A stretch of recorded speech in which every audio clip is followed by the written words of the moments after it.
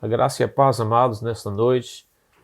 Para mim é muito bom estar com vocês aqui nessa noite para compartilhar um capítulo da Palavra de Deus. E somos muito felizes em servir ao Senhor e nesse meio de tempos difíceis, que as pessoas estão preocupadas com muitas coisas, com o que está acontecendo no mundo, mas nós temos uma coisa: nós temos o Senhor na nossa vida e é só nele que nós confiamos. Então eu gostaria de compartilhar com os irmãos aqui nessa noite o Salmo de número 24, do primeiro versículo ao versículo 6. Só 6 versículos que eu vou ler nessa noite. Diz assim a palavra do Senhor, o Salmo de Davi. Do Senhor é a terra e tudo o que nele existe, o mundo e os que neles vivem, pois foi ele quem estabeleceu sobre os mares e afirmou sobre as águas. Quem poderá subir ao monte do Senhor? Quem poderá entrar no seu lugar santo?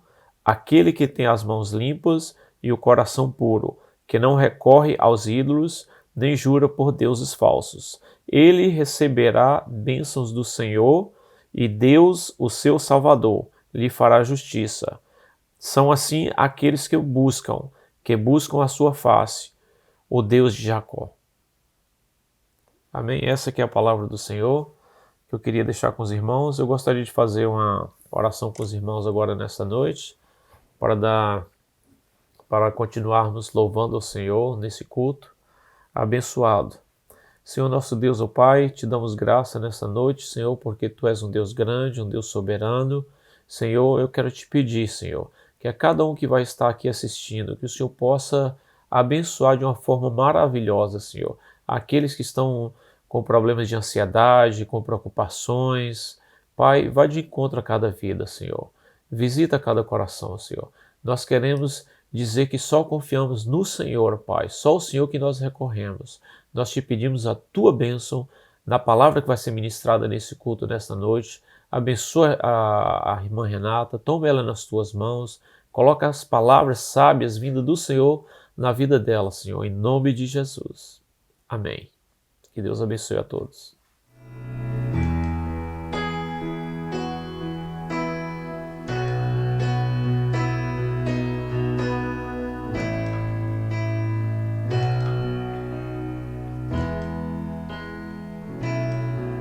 Seja engrandecido, ó Deus da minha vida, Tu és o Deus da minha salvação. És a minha rocha, a minha segurança, meus lábios sempre te exaltarão.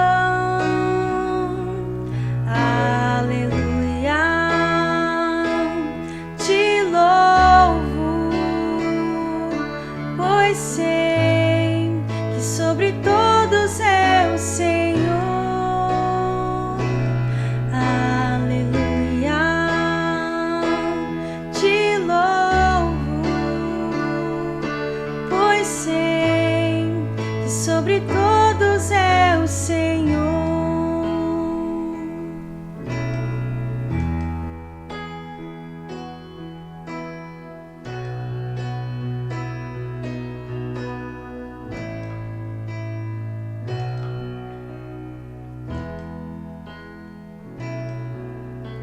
Seja engrandecido, ó Deus da minha vida, Tu és o Deus da minha salvação. És a minha rocha, a minha segurança, meus lábios sempre te exaltarão.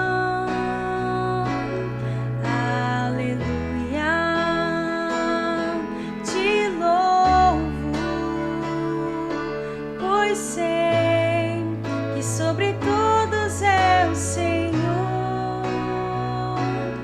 Aleluia, te louvo, pois sei que sobre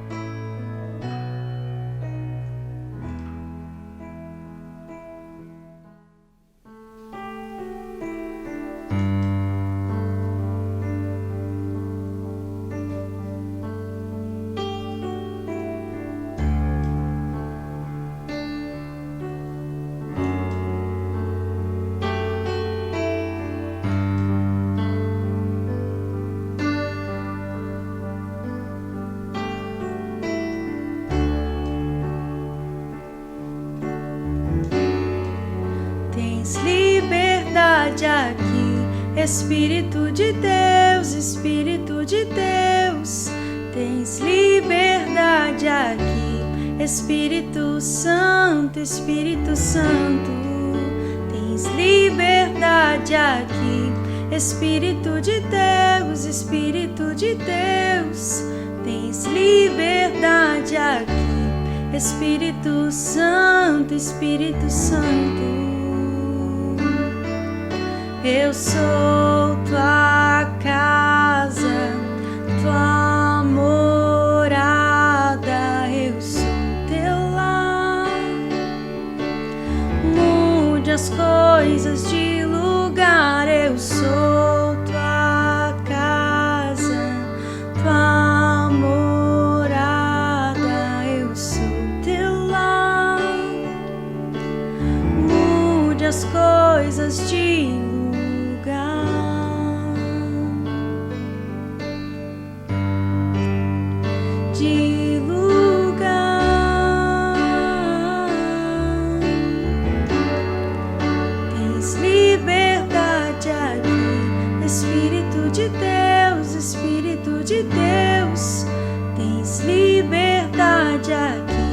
Espírito Santo, Espírito Santo, tens liberdade aqui. Espírito de Deus, Espírito de Deus, tens liberdade aqui. Espírito Santo, Espírito Santo, eu sou tua casa, tua morada, eu sou teu lar. Mude as coisas de lugar, eu sou tua casa, tua morada, eu sou teu lar. Mude as coisas de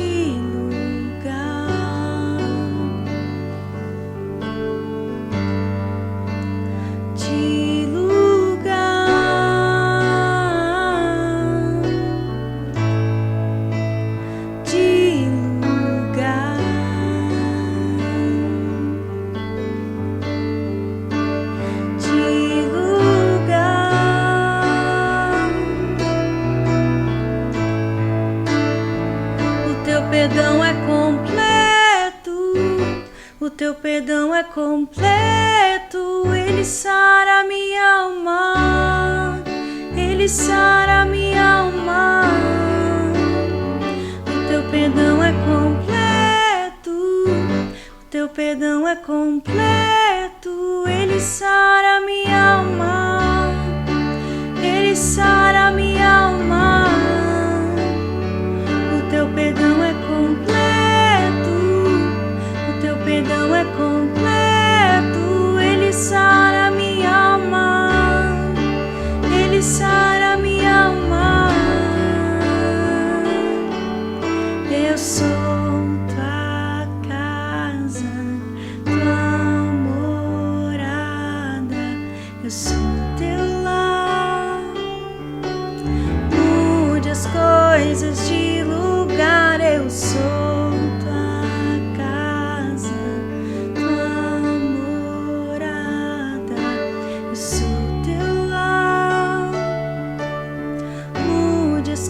coisas de lugar,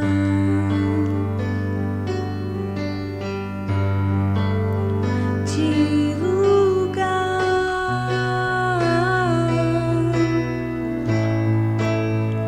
de lugar.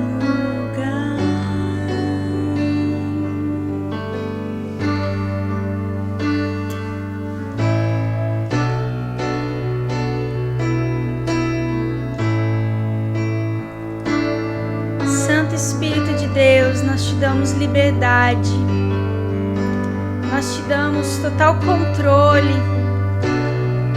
nós declaramos que somos dependentes de Ti, que precisamos de Ti, Espírito Santo.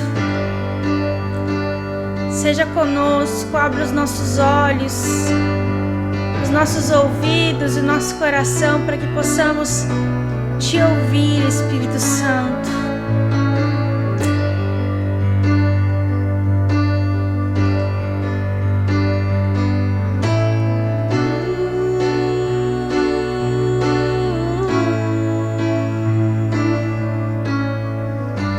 Nós somos a tua casa,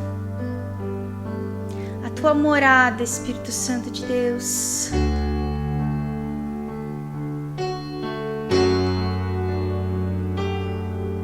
Eu sou tua casa, tua morada, eu sou teu lar. Mude as coisas de lugar.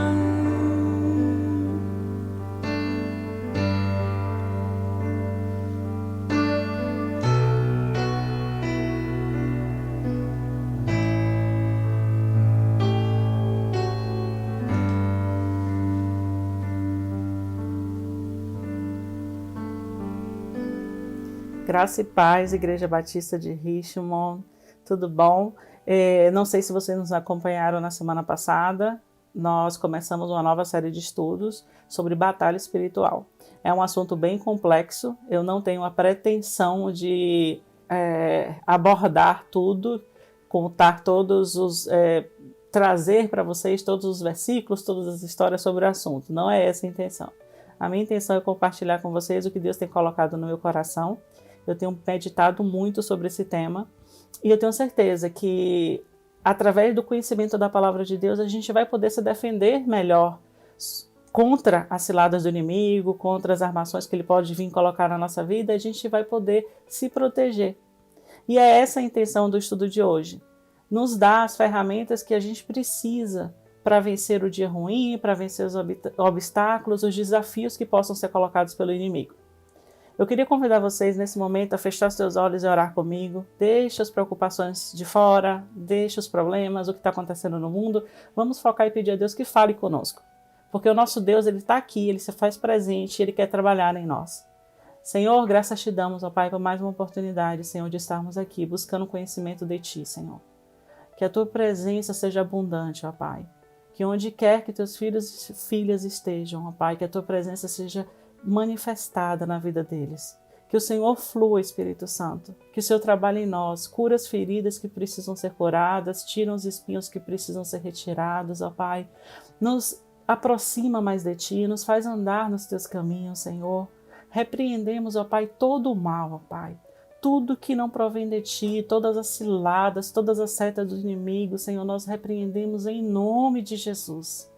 Que esse tempinho que nós tiramos, ó Pai, para estar conectados contigo, seja um tempo abençoado, ó Pai. Em nome de Jesus, amém. Bom, eu queria convidar vocês a abrir em Jó, no capítulo 1, versículo 6, a partir do versículo 6. Jó, capítulo 1, a partir do versículo 6. A Bíblia diz assim: num dia em que os filhos de Deus vieram apresentar-se perante o Senhor, veio também a Satanás entre eles. Então perguntou o Senhor a Satanás: de onde você vem? Satanás respondeu ao Senhor e disse: de rodear a terra e passear por ela. Perguntou ainda o Senhor a Satanás: observaste o meu servo Jó? Porque ninguém na terra é semelhante a ele, homem íntegro, reto, temente a Deus e que se desvia do mal. Então respondeu Satanás ao Senhor: porventura Jó debalde teme a Deus? Acaso não cercaste com sebe, coelho, a sua casa e tudo quanto tem? A obra de suas mãos abençoaste, seus bens se multiplicaram na terra. Estende, porém, a mão e toca-lhe em tudo quanto tem, e verás se não blasfema contra ti na tua face. Diz o Senhor a Satanás: eis que tudo quanto ele tem está em teu poder, somente contra ele não estendas as mãos. E Satanás saiu da presença do Senhor. Bom, essa primeira parte, esse primeiro capítulo de Jó, fica bem claro que Deus colocou um limite para Satanás. Você pode tocar na vida de Jó, você pode tocar nas coisas de Jó, mas na vida dele você não vai tocar. Fica muito claro quem é Deus e quem é Satanás. Satanás é criatura. Ele não pode fazer absolutamente nada que não seja da vontade e do querer de Deus. Muitas pessoas, principalmente nos dias de hoje, exaltam o poder do inimigo nas nossas vidas, na vida do crente. Exalta como se ele tivesse poder de habitar na casa das pessoas, de habitar nos objetos das pessoas, de dominar o pensamento delas, de ter um controle acima do normal, do sobrenatural. Deixa eu falar uma coisa para vocês aqui. Ele tem sim poderes sobrenaturais, afinal de contas é um anjo caído. Ele tem sim poder de jogar as setas inflamadas deles, os dardos para nos atingir, mas ele não tem os atributos de Deus. O que significa isso? Satanás, ele não é onisciente, onipresente e onipotente. Ele não sabe o que passa na nossa mente, ele não tem o conhecimento de todas as coisas como Deus tem. Ele não sonda o nosso íntimo, ele não sonda os nossos corações. Ele, como nós estamos numa guerra espiritual, eu creio que ele faz um estudo sobre a sua vida no sentido de que ele sabe o que aconteceu para trás, porque o para trás você já viveu.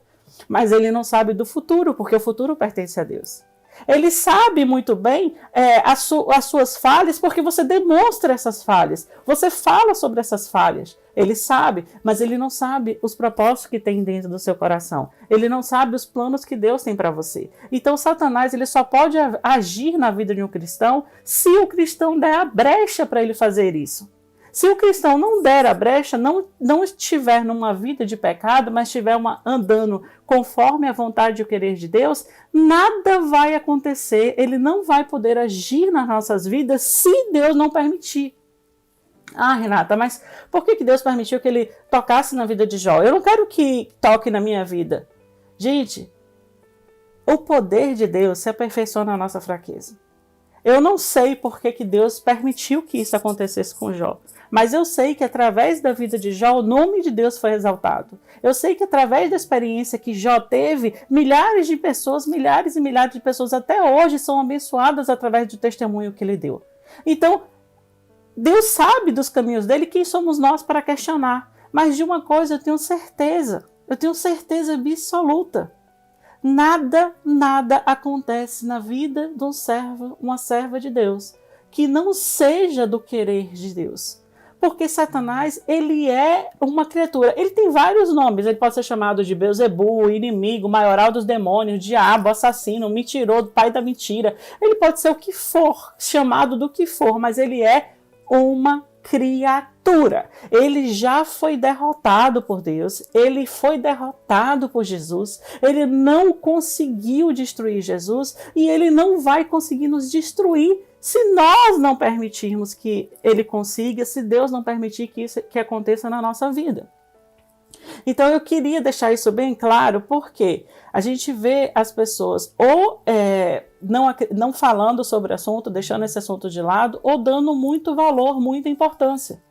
É comum, de vez em quando eu vejo um crente ou outro chegar para mim e fala assim, porque eu tenho medo de espírito, ou eu tenho medo de macumba, eu tenho medo. Você não tem que ter medo, você não tem primeiro nem que chegar perto dessas coisas, porque não pertence à tua vida como servo e serva de Deus. Mas se algum maluco, seja lá o que for, fizer um trabalho, não vai pegar na tua vida, porque você está coberto pelo sangue de Jesus. O sacrifício que Jesus pagou pela tua vida, que não tem preço, é um valor imensurável. Ele te livra de todo o pecado. Então, como que o inimigo vai ter poder de te atingir, ou como, sei lá, o seu vizinho, o seu ex-chefe, ou alguém que tem alguma coisa contra você, pode te atingir, fazendo, seja voodoo, seja o que for, não pode. Porque a nossa vida está debaixo das mãos poderosas de Deus. É Ele quem cuida de nós. E quem cuida de nós não dorme. Ele não descansa. Ele está sempre guiando, protegendo a nossa vida. É nele que nós descansamos. Renata, mas e as batalhas espirituais que a gente enfrenta? Sim, todos nós enfrentamos batalha espiritual e estamos no meio de uma guerra espiritual. Sabe, eu estava vendo um pastor ministrar e ele com muita sabedoria, ele contando, ele falando que quando Saddam Hussein se viu derrotado, uma das coisas que ele fez foi tentar destruir todos os poços de petróleo do país dele, explodir tudo, acabar com tudo, porque ele colocou assim, já que eu estou derrotado, então vou levar o máximo de desgraça que eu puder junto comigo.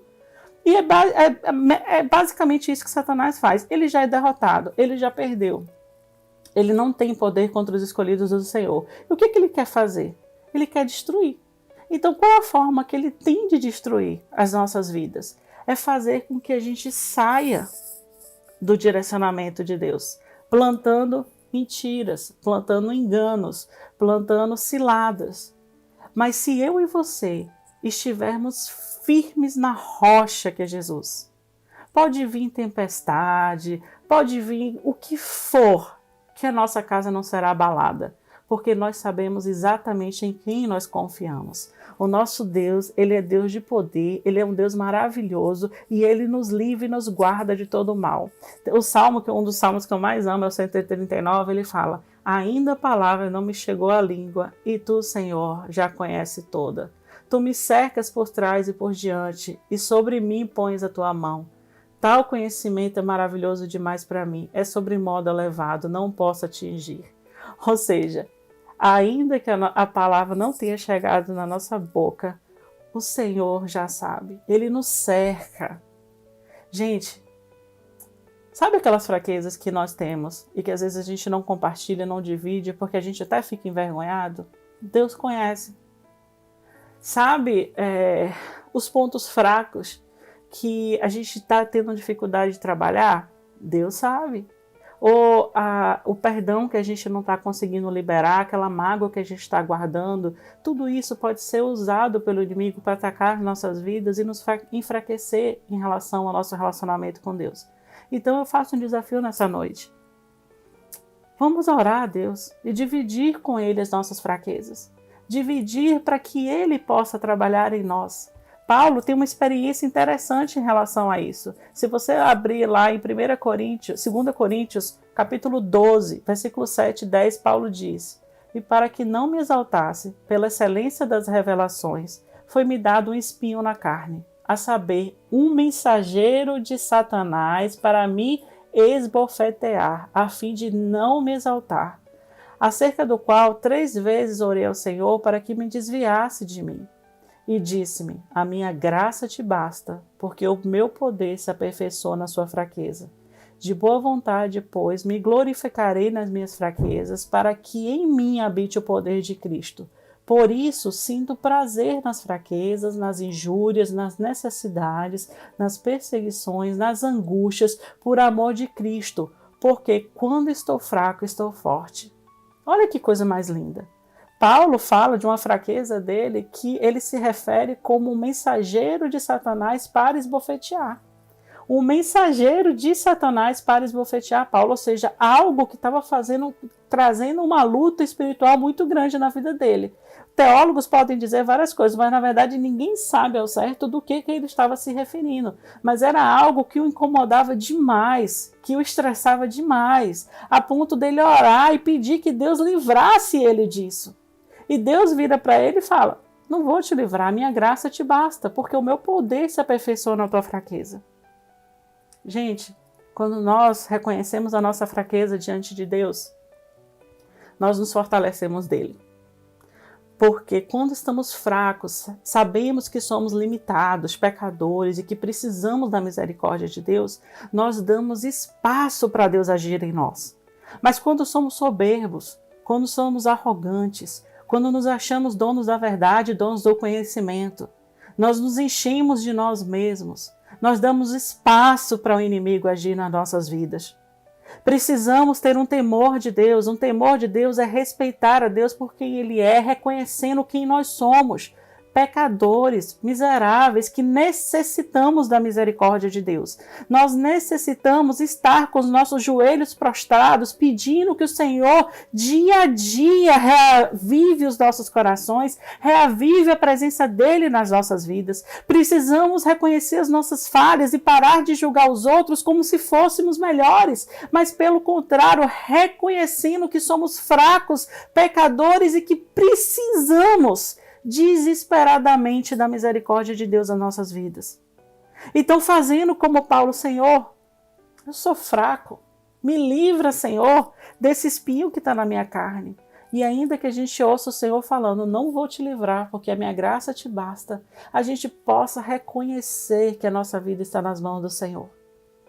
Nada, eu vou falar para vocês, nada que aconteça na nossa vida foge do controle de Deus se a nossa vida estiver debaixo das mãos do Senhor. Eu conto isso, eu já contei aqui diversas vezes, mas foi algo que me marcou muito. Quando eu estava começando o tratamento de câncer, ainda estava com meus cabelos longos, ainda estava assim, com aparência saudável, mas estava com câncer.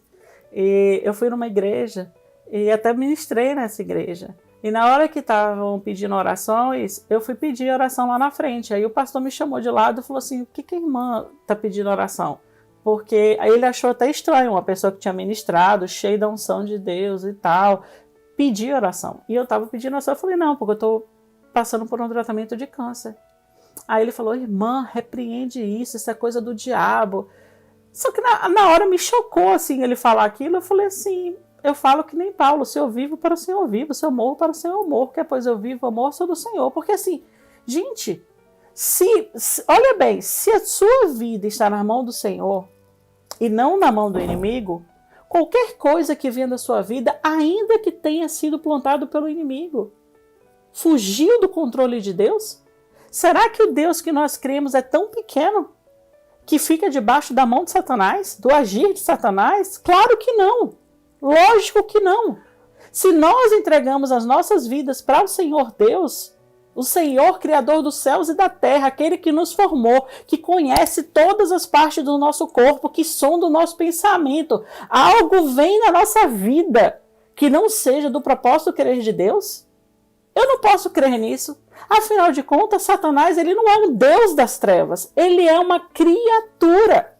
E ele já foi derrotado por Deus, ele foi derrotado por Jesus. Ele não conseguiu de forma nenhuma vencer o mestre. O próprio Jesus, se você olhar em Marcos, eu separei o texto aqui, Marcos 1, capítulo 1, versículo 22 e 27, diz o seguinte: e maravilharam-se da sua doutrina, da doutrina de Jesus, porque os ensinava como tendo autoridade, e não como os escribas. E estando na sinagoga deles, um homem com espírito imundo, o qual exclamou dizendo: que temos contigo, Jesus Nazareno? Vieste destruir-nos? Bem sei quem és, o Santo de Deus. E repreendeu Jesus, dizendo: cala-te e sai dele. Então o espírito imundo, convulsionando-se, clamando em grande voz, saiu dele. E todos se admiraram a ponto de perguntarem entre si, dizendo: o que é isto? Que nova doutrina é essa? Pois com autoridade ordena os espíritos imundos e eles lhe obedecem. Ou seja, Jesus ele não ficou nem batendo papo com demônios. Ele disse o seguinte: sai dele, sai. E ele e o espírito imundo saiu. E assim Jesus fez várias vezes, e os discípulos fizeram várias vezes, expulsaram demônios, porque os demônios tinham que obedecer àquele que tinha autoridade. E é interessante que quando eles falam aqui, em Marcos 1, capítulo 1, no versículo 22, que Jesus ensinava como tendo autoridade e não como os escribas. Qual é a diferença que ele está fazendo assim? Os escribas eram religiosos que falavam de Deus, que se vestiam em santidade, que pregavam sobre Deus, mas na verdade não viviam. O caráter deles não era transformado. Assim também hoje nas igrejas tem muita gente que fala de Jesus, que diz que conhece Jesus, que diz que conhece a Bíblia, mas não tem uma vida transformada. E é aí que o inimigo entra. É nessa brecha que o inimigo entra. Gente, eu estava vendo uma pregação sobre isso ontem, anteontem também. Eu estava meditando bastante sobre esse tema, então eu peguei algumas pregações para ouvir, para ver outras opiniões e tal. E aí eu vi um testemunho muito interessante. Um seminarista foi convidado para ministrar numa igreja presbiteriana. Para quem não conhece, as igrejas presbiterianas são super, hiper tradicionais.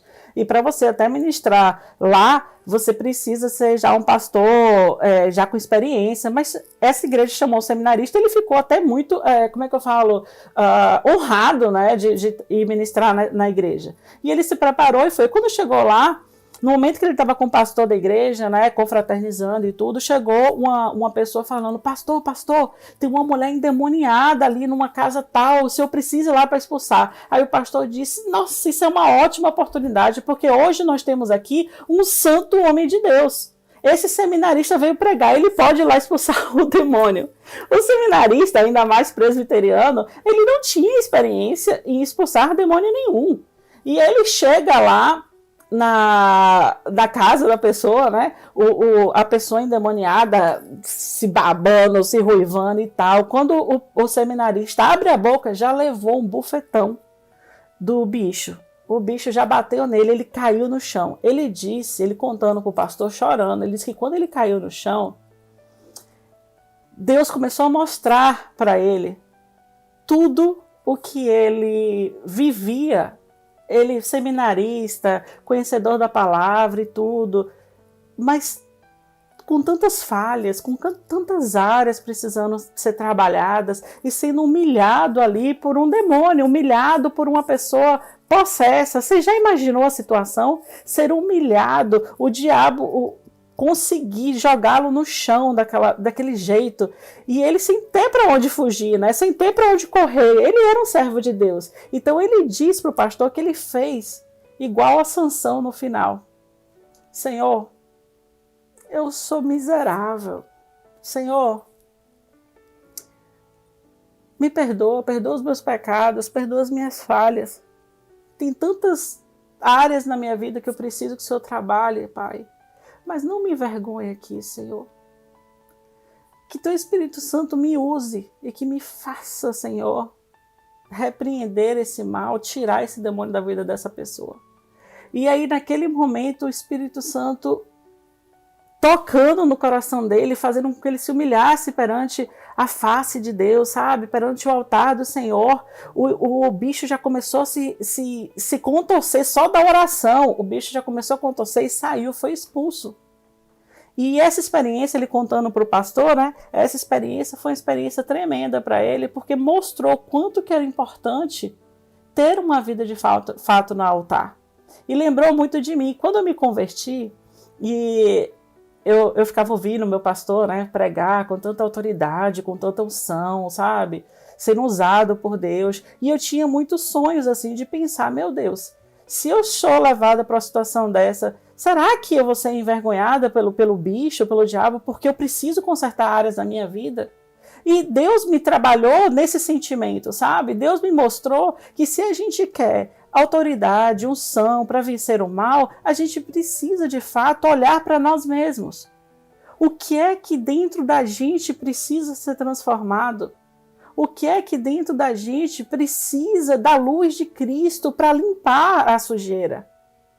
Será que estamos sendo pessoas mais apegadas a este mundo? Estamos preocupados com a aparência? Estamos preocupados com as conquistas financeiras? Estamos nos dando mais para as coisas desse mundo do que para as coisas espirituais? Quantas coisas o Senhor precisa transformar em mim e você para que o inimigo não tenha poder de atingir a nossa vida? Esse pastor contou um outro testemunho bem interessante de uma obra que o missionário estava fazendo na África.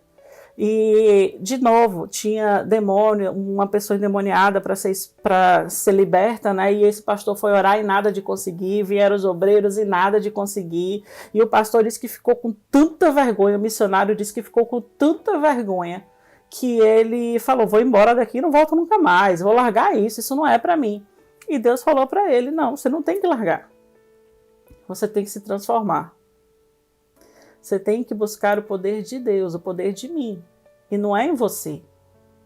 E naquele momento ele convocou a igreja. E a igreja começou a se consertar, começou a se conscientizar dos erros que tinham. Começou a buscar a Deus, oração, jejum, consagração, estudo da palavra de Deus. E veio a autoridade sobre eles. Eles expulsaram não só um demônio, libertaram bruxos, feiticeiros. E a igreja cresceu. E hoje a igreja, você vai lá e visita essa igreja, diz que as crianças são cheias do Espírito Santo, buscando a presença de Deus, adorando o Senhor. Então, são experiências que as pessoas vivem, que missionários, pastores, evangelistas já viveram nessa batalha espiritual que nos ensina e que deve nos ensinar. Jesus venceu o mal, ele nos deu o exemplo. Nós temos a palavra de Deus, nós podemos vencer o mal. Se nós estivermos ligados ao Senhor Jesus, se nós estivermos ligados com Deus, num relacionamento sincero, nós podemos vencer o mal. A nossa vida, a nossa presença cheia do Espírito Santo não dá margem para o inimigo agir. O inimigo não tem poder de entrar na sua casa, ele não tem poder de atingir a sua família se vocês estiverem buscando a Deus, se eu estiver buscando a Deus. E eu olho isso nos conflitos, gente. Por exemplo, conflitos entre casais, conflito entre amigos, conflito entre membros da igreja. Quando o ego está muito alterado, você está mais preocupado com a sua dor, com a sua experiência, com quanto você foi ferido, e você guarda aquilo dali, é uma brecha que você está dando para que o inimigo possa operar através de você. Agora, se você faz como exemplo de Jesus, bateram na tua face, dá a segunda. E você se humilha, e você pede perdão mesmo sem ter feito nada. Pelo bem comum, pelo relacionamento, pela força da igreja, do grupo, todos crescem. E eu falo isso não é para vocês, não, eu falo para mim. Quanto que eu preciso ser trabalhada nessa área? Quanto que eu preciso ser transformada para que Deus venha usar minha vida para a glória dele? Eu falo muito sobre isso em relação ao meu casamento, né? Às vezes que meu casamento fraquejou, foi no joelho, na oração, buscando a Deus que eu conseguia força para curar as feridas, para fortalecer o relacionamento. Mas quando acontece com pessoas que não são casadas com você, parece que a gente não tem a mesma determinação de reconstruir o relacionamento. E não é possível que dentro das igrejas, pessoas que trabalham no mesmo lugar não se falem. Não é possível dentro da igreja que pessoas que congregam e compartilham o pão tenham inimizades. Não é possível dentro da igreja que hajam pessoas que falem mal uma das outras. Não é possível dentro da igreja que haja desunião, que haja contendas, desarmonia, porque tudo isso são brechas que o inimigo usa.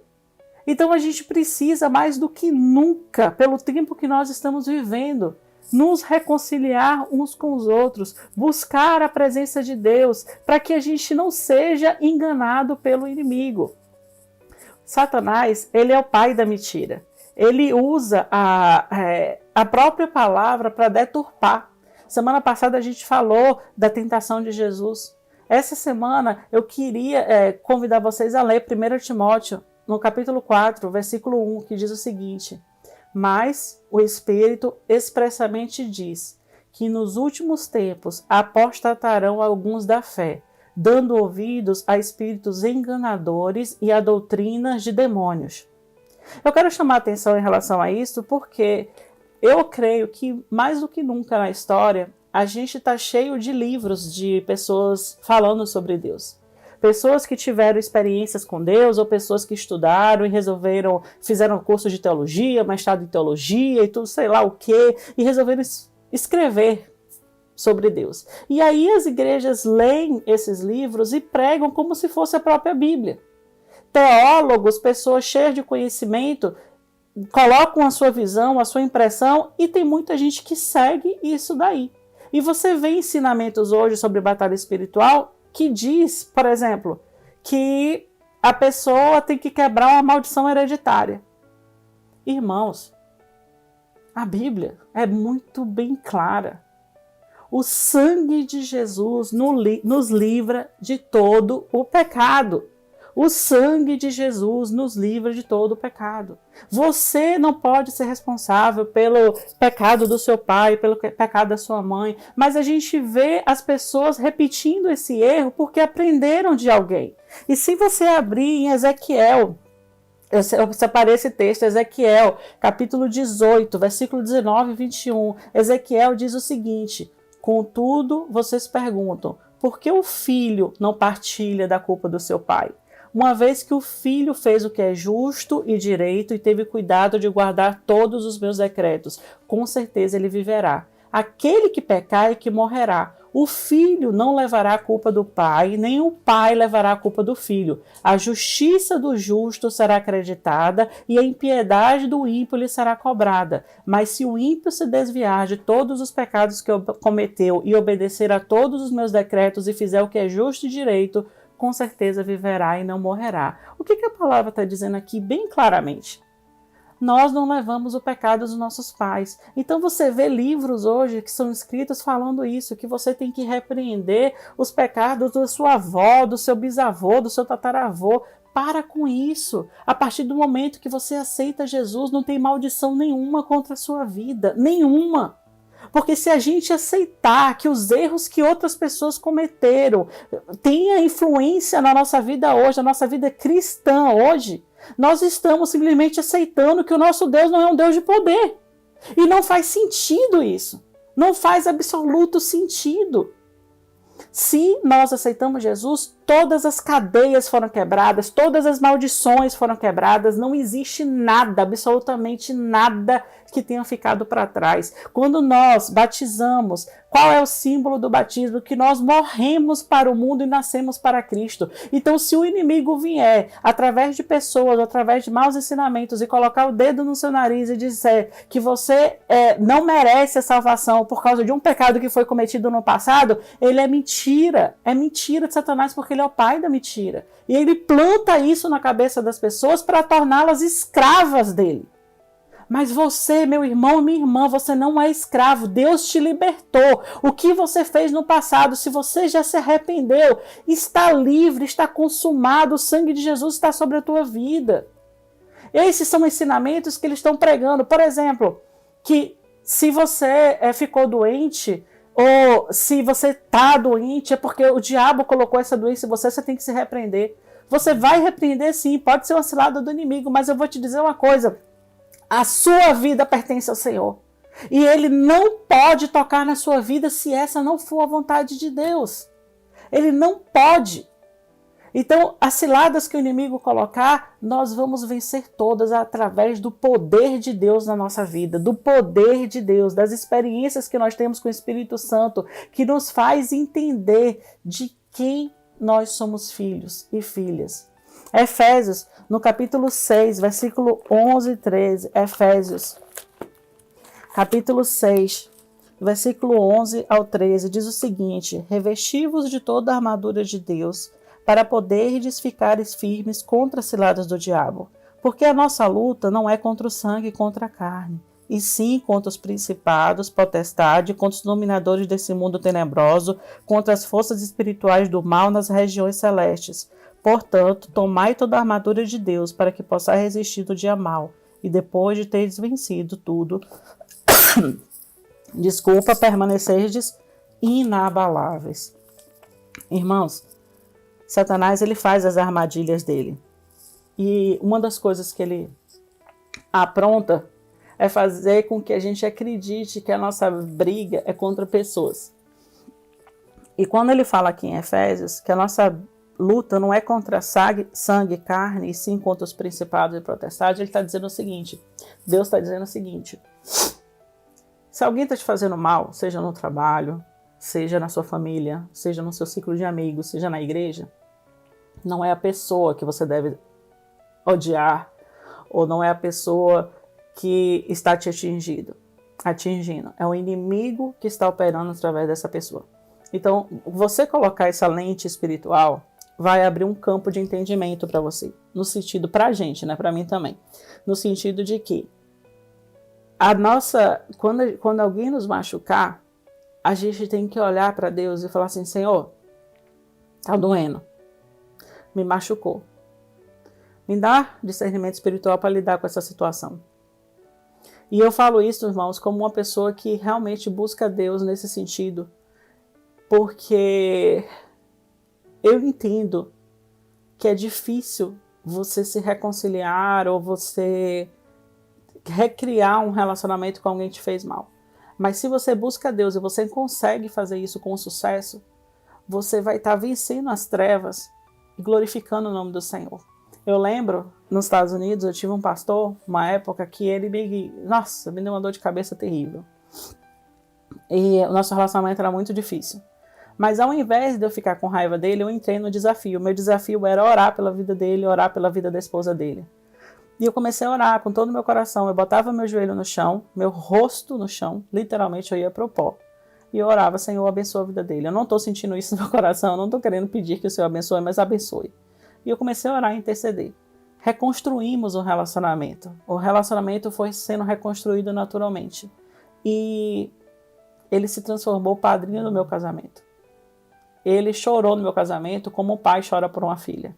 E foi uma experiência tremenda. Eu consegui vencer as trevas nesse episódio, mas tem muitos outros episódios da minha vida que eu não tive o mesmo sucesso e que me ensinaram bastante. Então eu fico pensando assim, quantas coisas hoje eu preciso colocar diante do altar de Deus para que o inimigo seja envergonhado e o meu Deus seja exaltado, seja glorificado. Assim também vocês. Não deem ouvido aos ensinamentos de demônio. Não dê ouvido a livros e ensinamentos que não glorifiquem o nome do Senhor. Opiniões, teologias, muitas pessoas podem ter. Podem ensinar várias coisas, mas não significa que são verdadeiras. Esses ensinos de milagres e prosperidade, se foge da palavra de Deus, tem que fugir das nossas vidas também. Se para a gente juntar pessoas, a gente precisa deturpar o que está escrito na palavra de Deus para agradar o ego, agradar a carne, é melhor que a gente não pregue. É melhor a gente viver com pouco, glorificando a Deus, do que ter muito e distante da presença do Senhor. Tenha isso no seu coração. Vá até onde a palavra de Deus vai. Volte onde a palavra de Deus não fala nada. Se a palavra de Deus não fala, fica de fora. Não seja você que vai falar. Nos Estados Unidos, passou um tempo de um movimento neopentecostal de que as pessoas achavam que Deus tinha que curar todo mundo porque Jesus curava, então elas tinham que ser curadas também. E elas paravam de tomar remédios, paravam de fazer tratamentos porque ficavam esperando o milagre do Senhor. E tomar o remédio ou fazer o tratamento para elas era sinal de fraqueza espiritual, de falta de fé. E muitas dessas pessoas morreram, mães perderam filhos por causa disso, porque acreditavam que Deus tinha que curar pela fé deles e Deus não curava. Isso não é bíblico. Isso não é bíblico. Jesus curou, nós podemos ser usados como instrumentos de Deus para curar, mas não significa que Ele sempre vai curar.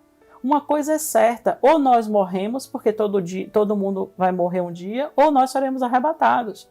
Não tem esse meio termo. Por mais que Deus te cure uma vez, te cure 2 vezes, vai ter um dia que Ele não vai te curar e você vai morrer e acabou. E assim é a vida. O próprio Jesus disse, no mundo tereis aflição, mas tende bom ânimo, eu venci o mundo. Ou seja, o próprio Jesus está dizendo que a vida aqui não seria perfeita, que aqui seríamos atacados por Satanás, sim, que ele jogaria setas, que coisas difíceis iam acontecer. Mas ele tinha vencido o mundo e nós vencemos o mundo através dele. Então, irmãos, eu quero te encorajar. Tenha fé, busque, ore pela cura, ore para a transformação, ore para que Deus abençoe a sua vida e a sua família, abençoe, que converta seus vizinhos, que alcance pessoas da sua escola, do seu trabalho. Ore, Ele vai responder orações, tem orações que Ele vai dar um pause, não vai falar nada, vai agir depois, porque tudo tem um tempo dele, nós somos nós que vamos saber. Mas de uma coisa você tem que ter certeza sempre. Com Deus, tudo vai bem. Todas as coisas cooperam para o bem daqueles que amam a Deus. Todas as coisas, as boas, as más, as mais ou menos, tudo o que acontece na vida do crente coopera para o bem daqueles que amam a Deus. Então, muita coisa a gente não vai entender, outras a gente vai entender com mais facilidade, algumas vezes a gente vai ser atingido e vai doer e a gente vai chorar e vai buscar força no Senhor. Outras vezes a gente vai pular de alegria e glorificar porque o Senhor nos abençoou com abundância. Mas em tudo nós sabemos que a nossa vida pertence a Deus. Nele nós descansamos. Amém? Então que Deus abençoe o seu final de semana, que Deus abençoe a sua semana. Desafio vocês nesse tempo de provação que o mundo está vivendo a colocar os seus joelhos no chão e clamar pela presença de Deus. Clamar para que Deus alcance as vidas das pessoas que estão precisando ter um encontro com Ele. Amém? Que Deus abençoe vocês em nome de Jesus. Até semana que vem.